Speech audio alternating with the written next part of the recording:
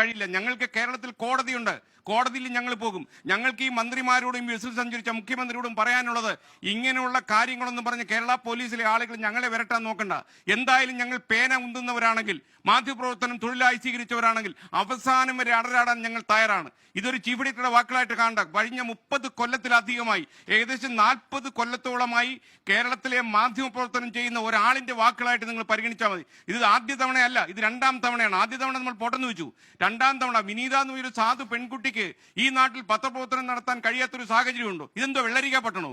ഇത് നാടൊട്ടുക്ക് നവകേരള സദസ്സ് കൊണ്ടു കിടക്കുന്നു വെച്ച് എല്ലാ പത്രപ്രവർത്തകരും വീട്ടിൽ കയറി കഥടച്ചിരിക്കണോ? എന്താ ഇവർ ഉദ്ദേശിക്കുന്നത്? മാത്രമല്ല, ഇത്തരം പോലീസ് സേന, കേരളത്തിലെ പുഴുക്കുത്തേൽക്കുന്ന ഇത്തരം പോലീസ് സേനയിലുള്ള ആളുകളെ ഒറ്റപ്പെടുത്താൻ മുഖ്യമന്ത്രി തയ്യാറാകണം. മാത്രമല്ല, ഈ 120B ഇട്ട് ഞങ്ങളുടെ മാധ്യമപ്രവർത്തകരെ വളരെ അപഹസിക്കാനും അപലപിക്കാനും അവരുടെ മുഖത്ത് കരിവാരി തേക്കാനും ശ്രമിച്ച ഈ പോലീസ് ഓഫീസർ ആരായാലും അയാൾക്കെതിരെ നടപടിയെടുക്കണമെന്ന് മാത്രമല്ല, ഞങ്ങൾ അയാൾക്കെതിരെ നിയമ നടപടികൾ സ്വീകരിക്കും. കാരണം ഞങ്ങൾ കോടതിക്ക് പോയിക്കോളാം. ഞങ്ങൾക്ക് പോലീസ് സേനയുടെ സഹായം ഇക്കാര്യത്തിൽ ആവശ്യമില്ല. ഒരുപക്ഷെ ഇപ്പോൾ നമ്മുടെ റിപ്പോർട്ടർ ശ്രീകാന്ത് പറയുകയായിരുന്നു, ഇതേ കുറുപ്പമ്പടി CI തന്നെയാണ് കോടതിക്ക് മുന്നിൽ ചെന്ന് രൂക്ഷ വിമർശനം ഏറ്റുവാങ്ങിയത്. ഈ വകുപ്പുകളൊന്നും പ്രതികൾക്കെതിരെ നിലനിൽക്കില്ലല്ലോ എന്ന് ചോദിച്ചുകൊണ്ട് വിമർശനം ഏറ്റുവാങ്ങിയ അതേ പോലീസ് ഉദ്യോഗസ്ഥൻ തന്നെയാണ് തത്സമയം മാധ്യമപ്രവർത്തകർ റിപ്പോർട്ട് ചെയ്തുവെന്ന് പറഞ്ഞുകൊണ്ട് വകുപ്പ് ചുമത്തിയത്. തൊപ്പിവെക്കാൻ അയാൾക്ക് അർഹതയുണ്ടെന്ന് എനിക്ക് സംശയമുണ്ട്. കാരണം Perumbavoor judicial first class magistrate number 1 കോടതിയുടെ മുന്നിൽ പോയി മുഴുവൻ അവഹേളനങ്ങൾ ഏറ്റുവാങ്ങി മടങ്ങി വന്ന അതേ ഓഫീസർക്ക് നേരം വെളുത്തപ്പോൾ വേറൊരു ബുദ്ധി ഉദിച്ചു. വിനിത വിജി ഇതിൽ പ്രതിയാണെന്നുള്ളത്. ഇതെന്താണ് ഈ കാണുന്നത്? ഇത്രയും മാത്രമല്ല, ഇദ്ദേഹത്തിന്റെയൊക്കെ പേര് ഗിന്നസ് വേൾഡ് റെക്കോർഡിൽ വരും. കാരണം റബ്ബർ ഷൂ എറിഞ്ഞാൽ ഒരാളെ കൊല ചെയ്യാമെന്ന് കണ്ടുപിടിക്കുന്ന ആദ്യത്തെ ഓഫീസറായി ഇദ്ദേഹം മാറുകയാണ്.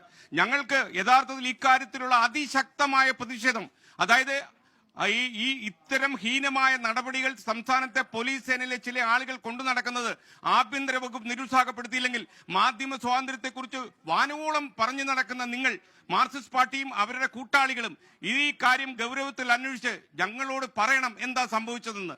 കാരണം ഒരാൾക്ക് തൊഴിലെടുക്കാനും ഞങ്ങളുടെ സോഴ്സ് വെളിപ്പെടുത്തണമെന്ന് പറയാൻ പോലും പോലീസ് ഓഫീസർക്ക് അവകാശമില്ലെന്ന് ഈ പോലീസ് ഓഫീസർ അറിയാതെ പോകുന്നുണ്ടോ? ഈ പോലീസ് ഓഫീസർ എന്താ വിചാരിക്കുന്നത്? ഞങ്ങളെ വരട്ടി വീട്ടിൽ കയറ്റാൻ പറ്റുമെന്നു?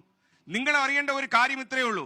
നിങ്ങൾക്ക് സംസ്ഥാന സർക്കാർ ശമ്പളം തരുന്നുവെങ്കിൽ അത് നീതിയും ന്യായമനുസരിച്ച് ജോലി ചെയ്യാനാണ്, അല്ലാതെ വിനീതയെ പോലെ ഈ നാട്ടിൽ ജോലിയെടുക്കുന്ന പത്രപ്രവർത്തകരുടെ മേൽ കുതിര കയറാനല്ല എന്ന് താങ്കൾ മനസ്സിലാക്കുക. ഞാൻ ഇവിടെ കൊണ്ട് ഇപ്പോൾ അവസാനിപ്പിക്കുന്നു. നമുക്ക് കോടതിയിൽ വെച്ച് കാണാം.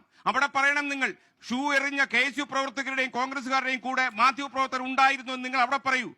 നിങ്ങൾ കണ്ടുപിടിച്ച് എങ്ങനെയാണെന്ന്, എന്ത് ശാസ്ത്രമനുസരിച്ചാണ് ഒരു ഷൂ എറിഞ്ഞാൽ ആൾക്കാരെ കൊലപ്പെടുത്താം? ആ ഗൂഢാലോചനയിൽ ഇവിടെ ഒരു മാധ്യമപ്രവർത്തക ഉൾപ്പെട്ടു എന്നൊക്കെ നിങ്ങൾ എന്തടിസ്ഥാനത്തിലാണ് പറയുന്നത്? ഈ ആഭ്യന്തര വകുപ്പ് പലപ്പോഴും എന്നടുത്ത് നേരത്തെയും ആഭ്യന്തര വകുപ്പിന്റെ ചുമതല വഹിക്കുന്ന ആളുകൾ പറഞ്ഞിരുന്നു, എന്റെ പേരിലൊരു കേസെടുത്തപ്പോൾ അയ്യോ ഞങ്ങളൊന്നും അറിഞ്ഞില്ല.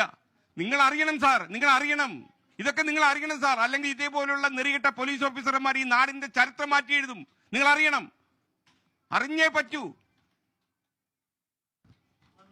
24 ചീഫ് എഡിറ്റർ R. ശ്രീകണ്ഠൻ നായരാണ് പ്രതികരിച്ചത്. അദ്ദേഹം നിലപാട് വ്യക്തമാക്കുകയായിരുന്നു. ഒരു കാരണവശാലും അംഗീകരിക്കാൻ കഴിയുകയില്ല, ഇതിനെതിരെ പോരാടും, വേണ്ടിവന്നാൽ ഈ പോലീസ് ഉദ്യോഗസ്ഥനെതിരെ നിയമ നടപടി സ്വീകരിക്കുമെന്നാണ് അദ്ദേഹം വ്യക്തമാക്കുന്നത്. എന്തായാലും ഒരു തരത്തിലും കേട്ടുകേൾവിയില്ലാത്ത വിചിത്രമായ വാദങ്ങൾ ഉന്നയിച്ചുകൊണ്ടാണ് ഞങ്ങളുടെ സഹപ്രവർത്തക വിനീത VG തത്സമയം ഒരു പ്രതിഷേധത്തിന്റെ വാർത്ത റിപ്പോർട്ട് ചെയ്തതിനിപ്പോൾ വധശ്രമത്തിന് പ്രതിയായി 5ാം പ്രതിയായി കേസ് ചുമത്തപ്പെട്ട് നടപടിയിലേക്ക് കടക്കേണ്ടെന്ന ദൗർഭാഗ്യകരമായ